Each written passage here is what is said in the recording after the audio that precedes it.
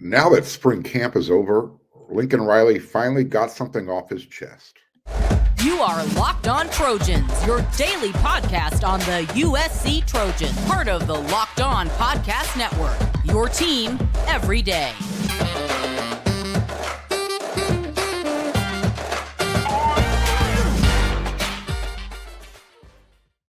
All right, fight on, everyone. I'm your host, Mark Culkin, and thank you for making Locked On USC your first listen every day. Whether you're watching me on YouTube or wherever you like to download your podcast, we are always free, and I always appreciate your support. If you haven't become a subscriber yet, it's really easy. See that subscribe button right there on YouTube? Click it instantly. Boom, you're done. You like the episode? Hit that thumbs up.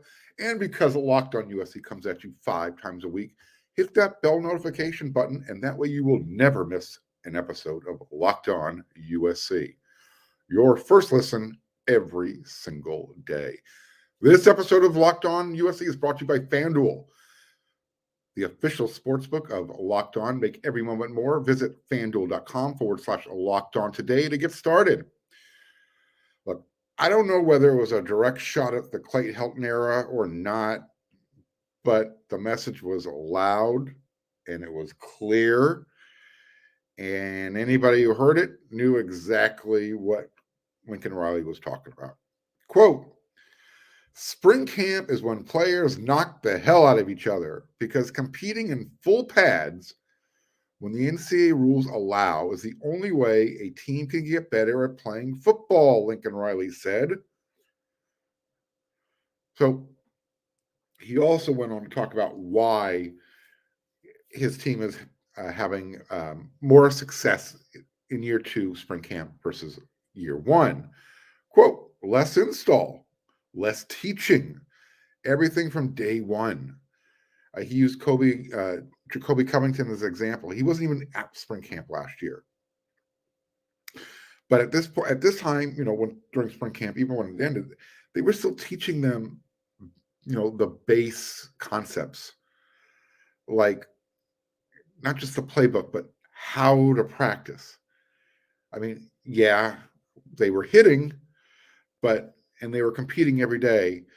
But in year 2, that message didn't have to be conveyed. The players knew this is what it's all about. There wasn't any more of that, oh, things have changed. And that's really the difference between the two coaches. So that was pretty much the post-game fireworks as far as, if anything was involved. That was, to me, the most catching quote from Lincoln Riley. And any one of the 25,000 who were in attendance, which, by the way, was 8,000 less than Lincoln Riley's first year. And there was probably less than half that number even that were able to watch it on the Pac-12 network, because nobody gets the Pac-12 network. But for those who got to watch the game, they saw that it took only 3 plays for Caleb Williams to deliver 2 perfect passes and a USC touchdown. So despite the defense being given an additional 3 points to start, originally they were going to be given 21 points on the scoreboard. They started off leading 24-0, but with a minute 10 off the clock, the score was already 24-7. This is how quickly it went. First play, Caleb Williams threw a perfect dime to Brendan Rice, who then ran past everyone and kind of ran through some people on his way for 45 yards. And then 2 plays later, a perfect strike into the corner of the end zone to Mario Williams. And that was it for Caleb Williams. That was his day. 2 pass attempts, 1 touchdown. And so besides coaching up the offense from the sidelines, the only other time anybody got to see Caleb on Saturday was when he received his Heisman Trophy at halftime. And I got to be honest with you, I thought that was a wasted marketing opportunity for USC. But that's a story for another time. If it was me, I would have had Matt Leinart and Reggie Bush, and I would have been unveiling those numbers back there in the peristyle. Anyways, back to the game. Since this was the end of spring, we're going to have, and I'm going to have plenty of time over these next week, 2 weeks, to kind of break things down in depth. But for now, here are just my initial reactions because we don't have enough time to do it all in 30 minutes or less. So here we go. Offensively, I get it. Deja vu.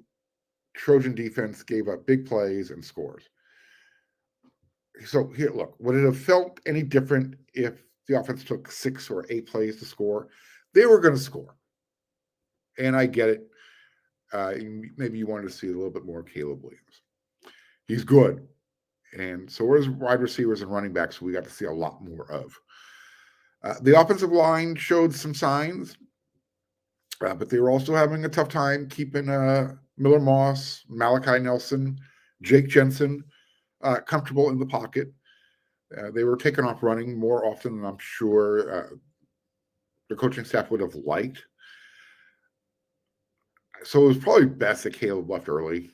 And as Riley said after the game, Caleb, he's played a lot of football.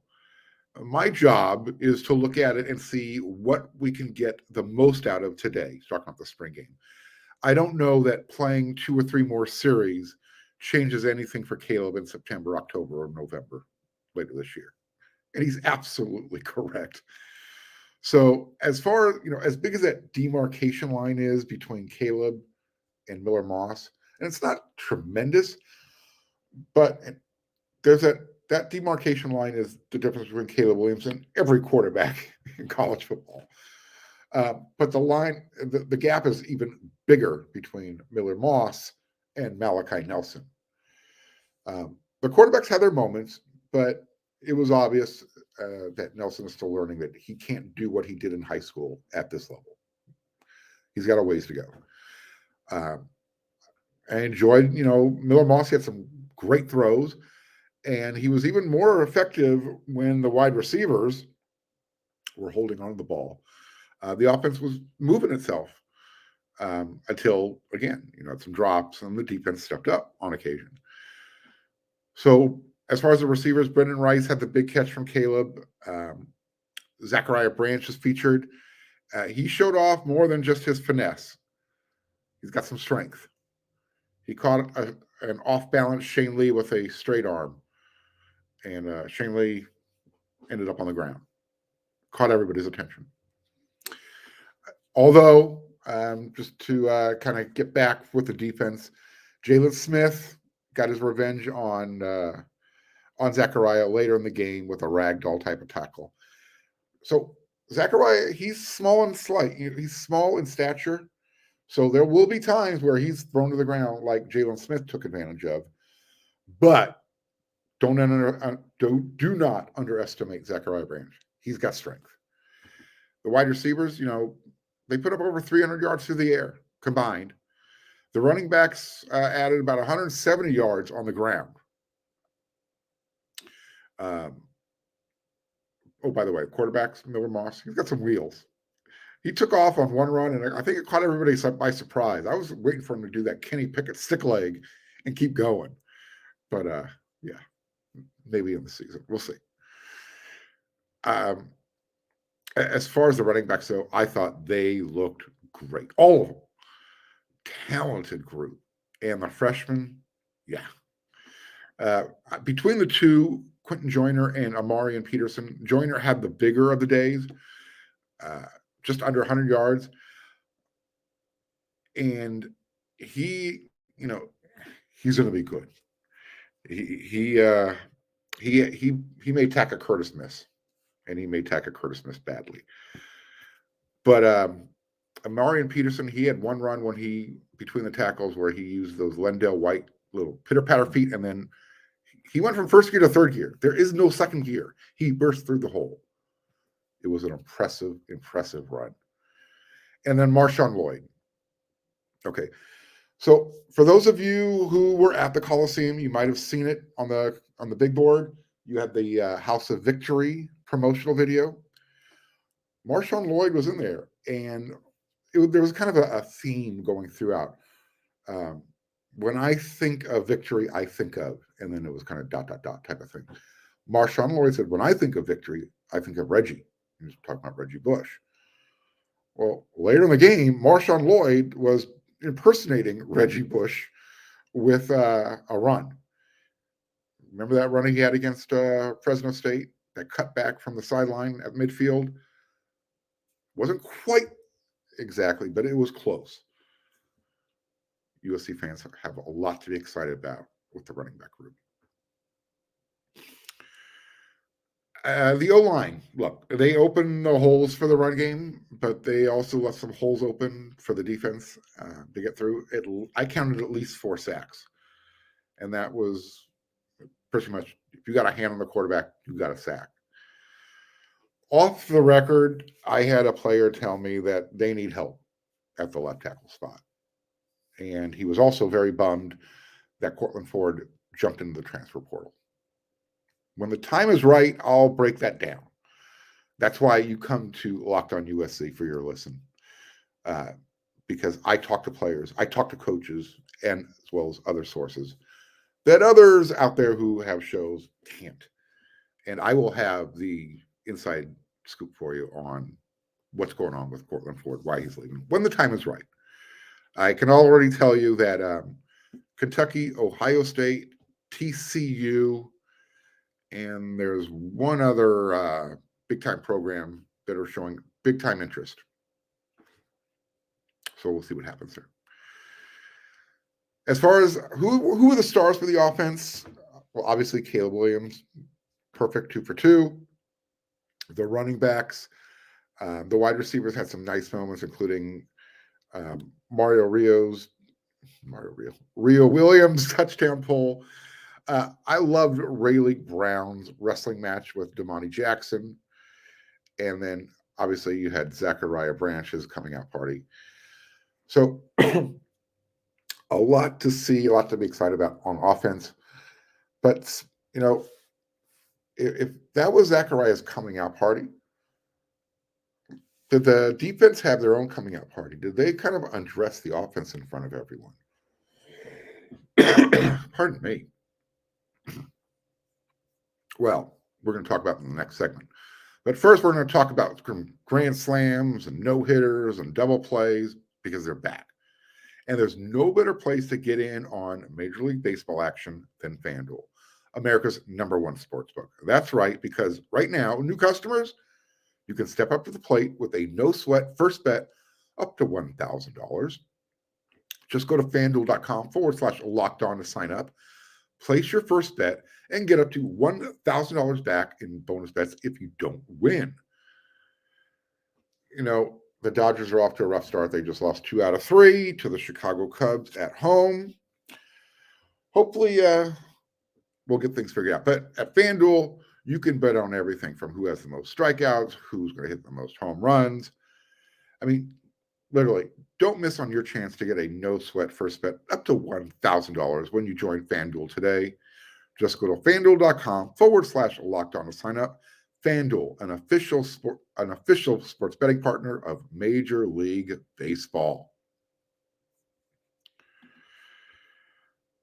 Once again, thank you for making Locked On USC your first listen every day. And you everydayers, you viewers, listeners who check out Locked On USC 5 times a week, tomorrow on the show, we're going to look at more spring game stuff. All right. I believe that the USC defense won the spring game. The scoreboard says so, 42-34. And that happened after Jacoby Covington clinched the game with an interception.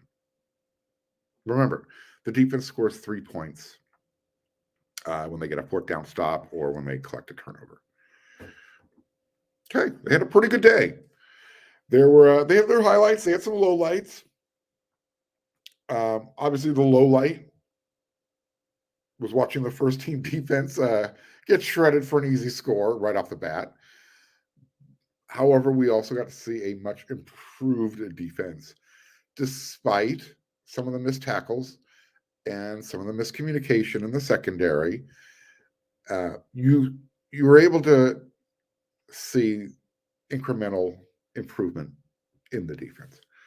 Tell me you weren't excited when you saw Mason Cobb running step for step laterally with the speedy Taj Washington on a crossing route. You weren't able to see that last year. That's what Mason Cobb brings to the table. And let me ask you this. If you weren't smiling, let me just tell you this. If you weren't smiling all afternoon watching Solomon Tuliaupupu do his thing, then we can't be friends. And I will meet you behind the backstop after the show, and we're going to talk about it. Or what's the new thing? I'll meet you at the bike racks. For you younger guys, the backstops. I don't know. Do they still have backstops for PE at elementary schools? You know, where you play kickball? Member berries. Here we go. But as I mentioned, the defense was spotted 24 points. But after they gave up that quick 7 in the beginning, they kind of tightened up and they showed their potential. Remember, potential for USC's defense in 2023 is just getting off the field without giving up points every possession, especially late in games. I think you're going to see that this year. There's better depth across the board, defensive line, linebacker, as well as in the secondary, especially at cornerback. I would still call this defense opportunistic. I mean, they had 3 interceptions. They should have had 4. Had Damani Jackson attack the ball in the air. They also forced and recovered a fumble. I think they had at least 3 or 4 sacks.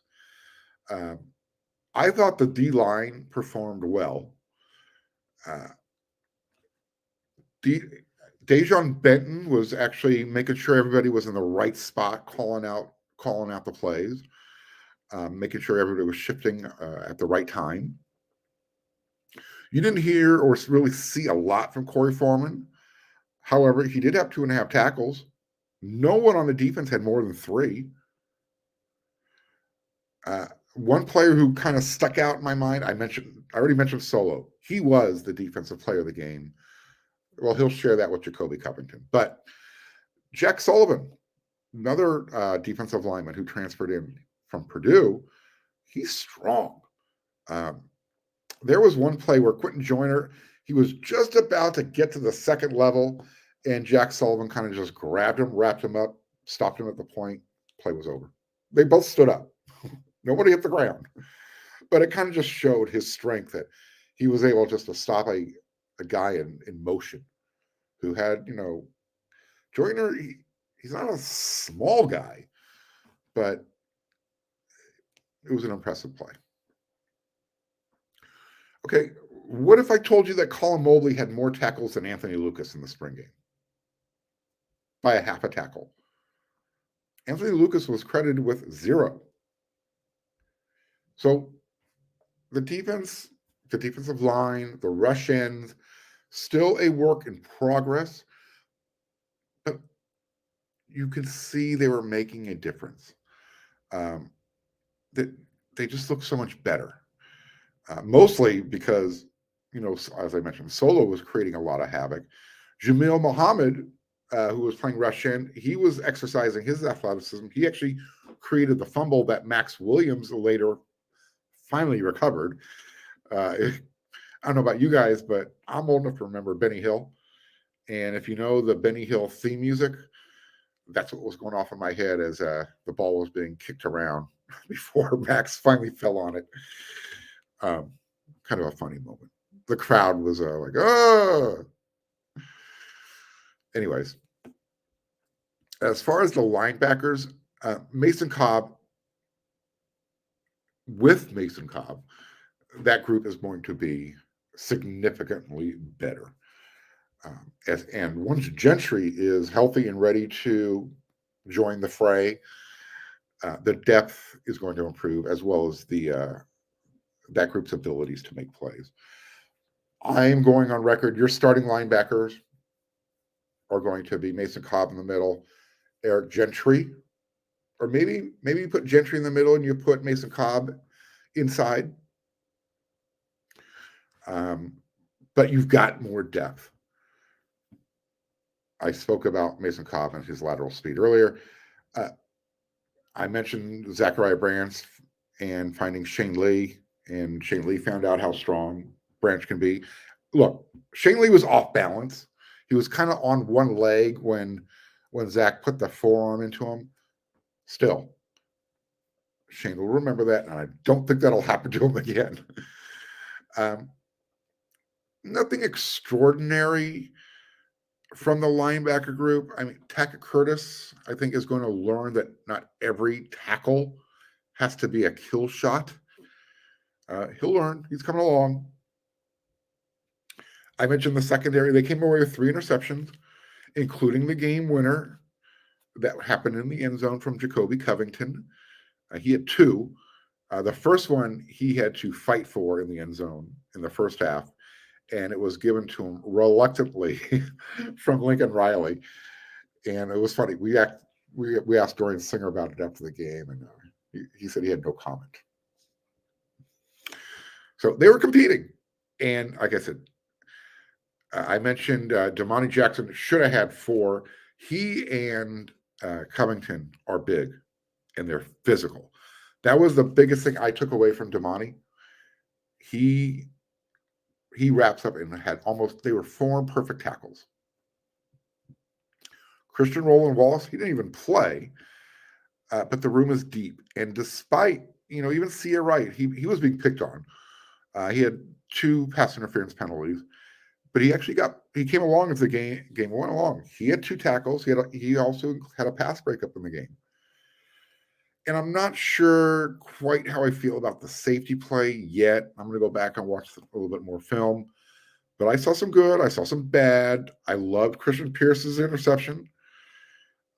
But, what sticks out on me right now is I saw Shaw with his back to the ball on that touchdown to Mario Williams.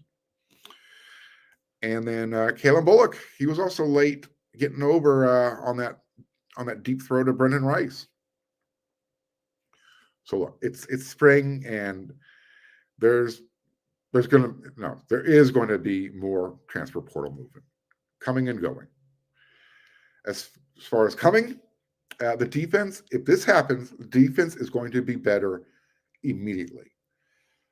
Bear Alexander, defensive tackle, put himself in the transfer portal, University of Georgia. He is a missing piece to the playoff puzzle for USC. Period. As far as special teams, nothing happened. It was a couple of walkthroughs, and all we got to see were fair catches. So nothing to report there. I will tell you, Dennis Lynch connected on both of his field goal attempts for 45 and 43 yards. But other than that, nada. Nothing else to talk about.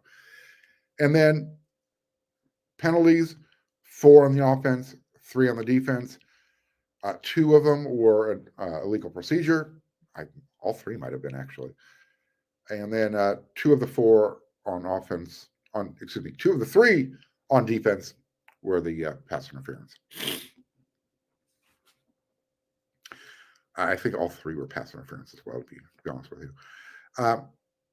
What Lincoln Riley said, I think even those of you that were at the game last year before, it may be tougher to tell from the stands, but the body types, the size, especially at the line of scrimmage, has some of a competitive depth at a lot of the positions, and it's very different in a very positive way.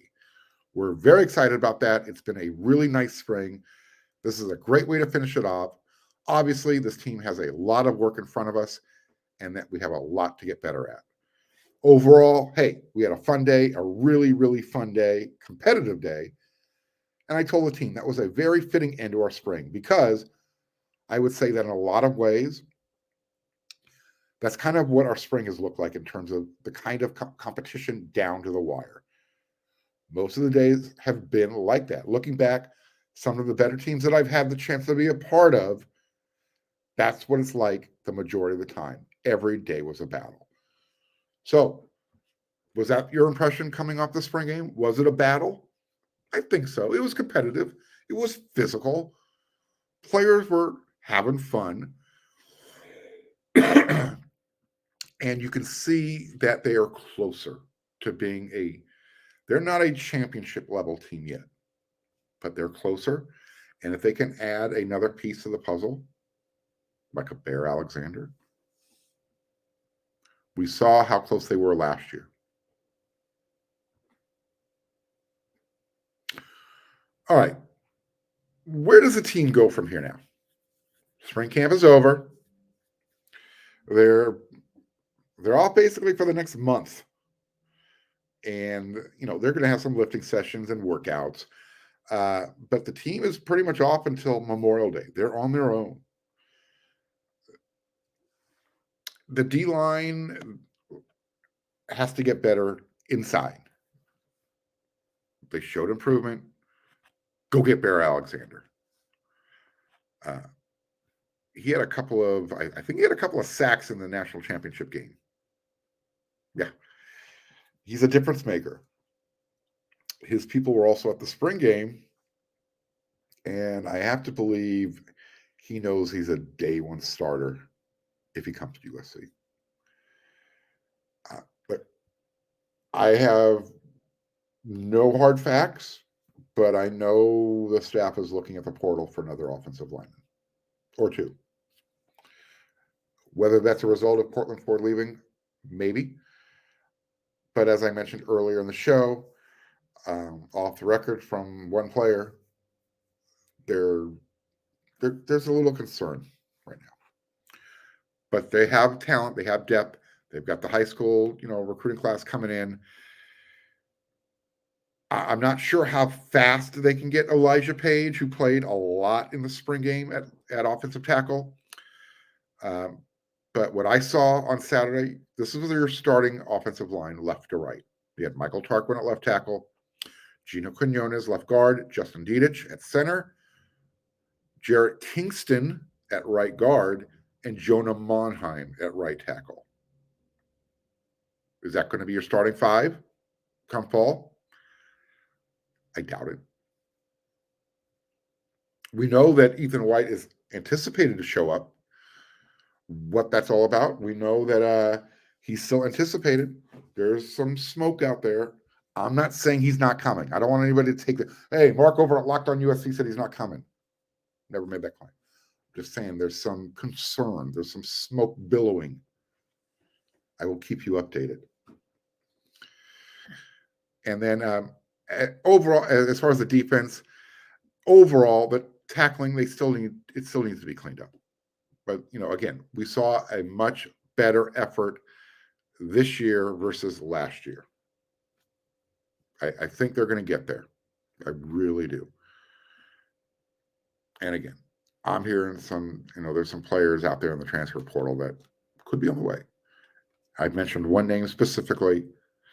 There might be another one or two. All right. I know people think I can be negative sometimes. I'm going to end the show on a negative note. Not about the team. Look, spring camp is already over, and everyone, you had one chance to see the team this year, and Caleb Williams before fall, and 8,000 less of you showed up this year compared to year one. And you had a Heisman Trophy ceremony you had Caleb Williams being presented his Heisman at halftime.